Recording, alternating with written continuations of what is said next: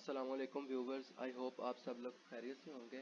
तो आज का जो हमारा टॉपिक है वो है कानून शहादत ऑर्डर 1984, जो कि पहले इंडियन एविडेंस एक्ट 1872 के नाम से जाना जाता था। जब थर्ड मार्शल लॉ इम्पोज किया गया ज़ियाउल हक की तरफ से 5 जुलाई 1970 में, तो वो वाला जो टाइम पीरियड है, यानी कि जिस टाइम मार्शल लॉ रहा है ज़ियाउल हक का 1970 से लेके 1988 तक, इस टाइम को इस्लामाइजेशन का इरा कहा जाता है, क्योंकि मैक्सिमम इस्लामिक लॉ जो है उनको इन्फोर्स किया गया, उनको अमेंड किया गया, यानी कि कुरान और सुन्ना के मुताबिक उनको अडॉप्ट किया गया था। तो उस वक्त जो है ना, कानून शहादत ऑर्डर 1984 को इन्फोर्स किया गया, उसको बनाया गया, क्योंकि इंडियन एविडेंस एक्ट के अंदर जो है वो उसका जो बेसिक प्रिंसिपल था वेस्टर्न लॉ के ऊपर वो बेस करता था। और मुसलमान स्टेट होने के नाते, क्योंकि कॉन्स्टिट्यूशन का आर्टिकल 2 ये कहता है कि जो भी आपके लॉज हैं उनको इस्लाम यानी कि कुरान और सुन्ना के मुताबिक होना चाहिए, और इसकी वजह से इसका प्रियम्बल चेंज किया गया और कुछ इसके अंदर आर्टिकल भी तब्दील किए गए, जो कि एविडेंस और हदूद के मामलात थे, उनको कवर करने के लिए इसको तब्दील किया गया। ये 26 अक्टूबर 1984 में जो है पब्लिश हुआ था, और 28 अक्टूबर 1984 को ये इन्फोर्स हुआ। अ, कानून शहादत ऑर्डर जो था वो बेसिकली एक एग्जेक्टिव ऑर्डर था जो ज़ियाउल हक ने पास किया था, लेकिन देखा जाए तो इसको बाद में ख़त्म हो जाना चाहिए था। असल में हुआ इस तरह था कि article 270A constitution of Pakistan 1973 के मुताबिक जो है ना, पार्लियामेंट ने इसको वैलिडेट कर दिया था, क्योंकि ये इंजंक्शन ऑफ इस्लाम के बिल्कुल अकॉर्डिंगली था। अब अगर इसकी बात की जाए ओवरऑल, तो ये एक प्रोसीजरल लॉ है, यानी कि ये हमें प्रोसीजर जो है ना उसके बारे में बताता है, और इसको एडजेक्टिव लॉ भी कहते हैं, क्योंकि ये खासियत भी बयां करता है, क्योंकि इसके अंदर रेलिवेंसी हो गई, एग्जामिनेशन हो गया, यानी कि आपके बयान वगैरह किस तरह होने हैं, उन सब की खासियत बताई गई है इसके अंदर। तो इसके टोटल जो है 166 आर्टिकल हैं, इसके टोटल 13 चैप्टर्स हैं, और इसके अलावा इसके 3 पार्ट्स हैं। अगर इसके पार्ट्स की बात की जाए कि उसमें चैप्टर्स को किस तरह डिवाइड किया गया है, तो पार्ट 1 के अंदर चैप्टर 1 से लेके 6 तक इंक्लूड है, और पार्ट 2 के अंदर चैप्टर 7 और 8, और पार्ट 3 के अंदर चैप्टर 9 टू 13। पार्ट 1 के अंदर जो बेसिक यानी कि टॉपिक है, उसके अंदर हमारा विटनेस आ जाता है, रेलिवेंसी ऑफ फैक्ट आ जाती है। इसके अलावा जो है वो सॉरी ये ओरल या डॉक्यूमेंट्री एविडेंस, वो भी इसके अंदर आ जाता है। इसके अलावा पार्ट 2 जो है, पार्ट 2 के अंदर जो है ना, हमें बताता है चैप्टर 7 और 8 के बारे में। चैप्टर 7 जो है वो है facts which need not to be prove, और चैप्टर 8 जो है वो है स्टॉपल। उसके अलावा पार्ट 3 के अंदर 9 टू 13 जो चैप्टर आ रहे हैं, उनके अंदर जो मेजर टॉपिक है वो है बर्डन ऑफ प्रूफ और एग्जामिनेशन इन चीफ। अच्छा, अब अगर आर्टिकल 1 की बात की जाए, तो आर्टिकल 1 के अंदर हमें ये बताता है बेसिकली कि जो है इसका टाइटल क्या है, इसकी एक्सटेंट क्या है, यानी कि ये कहाँ पे इन्फोर्स है, यानी कि किस एरिया में। ये ओवरऑल पूरे पाकिस्तान के ऊपर एप्लीकेबल है, और इसका नाम मैं पहले ही बता चुका हूँ, कानून शहादत ऑर्डर 1984 है। और अगर इसकी एप्लीकेशन की बात की जाए कि ये अप्लाई कहाँ कहाँ पे होता है, तो नॉर्मली होता क्या है कि जो क्रिमिनल लॉ हैं वो क्रिमिनल कोर्ट्स के ऊपर अप्लाई होते हैं, जो सिविल हैं वो सिविल के ऊपर होते हैं, लेकिन जो कानूनी शहादत ऑर्डर है वो सिविल कोर्ट्स के ऊपर भी अप्लाई होता है, क्रिमिनल कोर्ट्स के ऊपर भी अप्लाई होता है। इसके अलावा जो कोर्ट मार्शल्स हैं, आर्मी की कोर्ट्स हैं, वहाँ पे भी अप्लाई होता है। बेशक वो ट्रिब्यूनल है या कोई भी अथॉरिटी, यानी कि फ़ज़ाई जुडिशियल कि कोई अथॉरिटी अगर कोई पावर यूज़ कर रही है जुडिशियल पावर, तो उन सब के ऊपर अप्लाई होगा। लेकिन ये दो कोर्ट्स के ऊपर या दो जगहों पे अप्लाई नहीं होता, जिसकी एक के बारे में तो कानून शहादत ऑर्डर ने खुद ही क्लियर कट मेंशन कर दिया है कि आर्बिट्रेटर के ऊपर जो है ना क्यूएसओ अप्लाई नहीं होगा। और इसके अलावा फैमिली कोर्ट ऑर्डिनेंस बजाते खुद इसको अपने ऊपर अप्लाई नहीं कर रहा। तो यानी कि ये सिर्फ दो चीज़ों के ऊपर अप्लाई नहीं होता, एक तो आर्बिट्रेटर के ऊपर, और सेकंड वन जो है वो फैमिली कोर्ट ऑर्डिनेंस के ऊपर।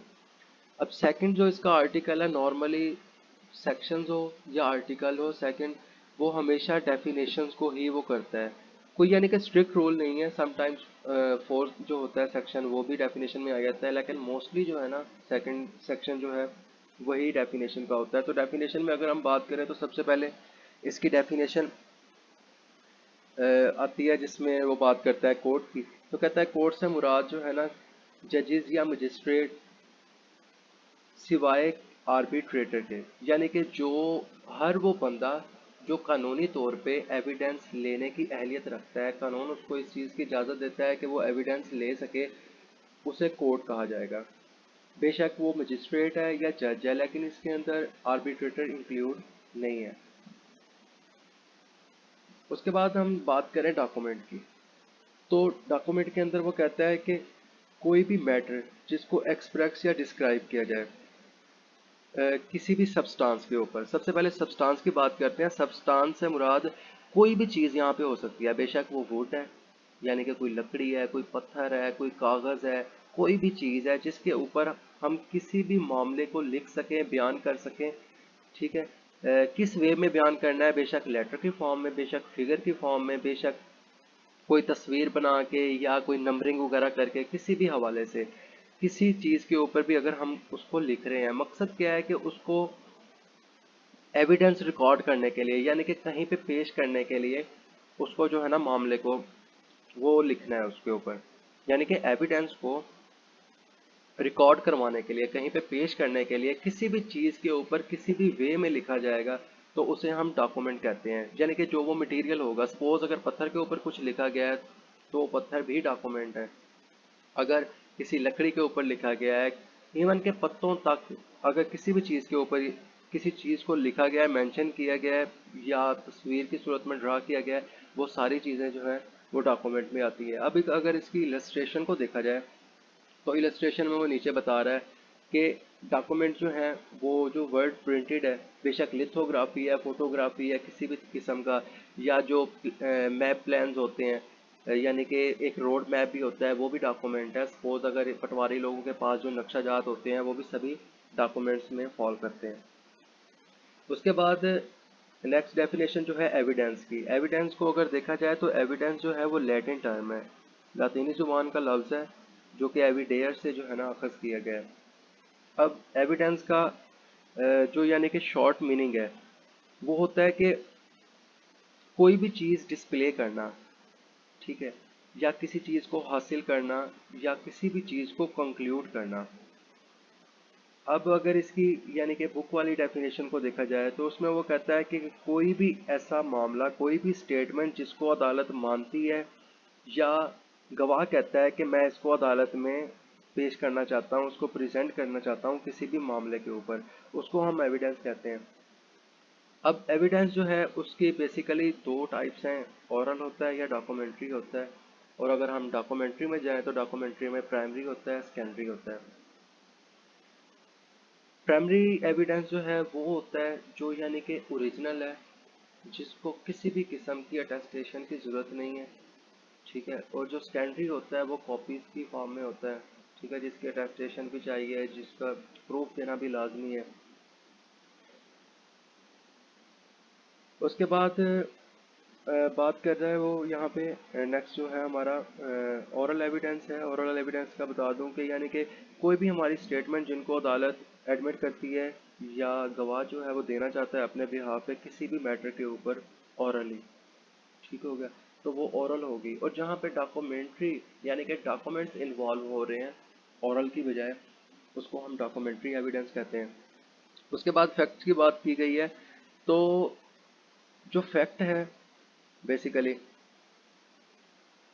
वो एक हकीकत है, ठीक है, यानी कि कोई भी ऐसी चीज़ जिसको हमारी सेंसेस जो है वो फील कर सकें। सेंसेस से मुराद सपोज हम देख सकते हैं, हमारी सेंस है, हम सुन सकते हैं, ये भी सेंस है, किसी चीज़ को फील कर सकते हैं, ये भी सेंस है। यानी कि कोई भी चीज़ या कोई भी जो है स्टेट ऑफ माइंड जिसको हमारी सेंसेस जो है परसीव कर सकें, महसूस कर सकें, उन सारी चीज़ों को जो है ना वो फैक्ट कहा जाता है। फॉर एग्जांपल किसी जगह पे कोई मर्डर होते आपने देखा है, ठीक है, ये एक फैक्ट है। उस बंदे ने गन के साथ दूसरे बंदे को शूट किया, ये भी एक फैक्ट है। ठीक हो गया, यानी कि कोई भी चीज़ जो आपने बेशक देखी है, सुनी है, कोई भी किसी भी हवाले से, वो सारी चीज़ें जो है ना वो फैक्ट्स के अंदर इंक्लूड होती हैं।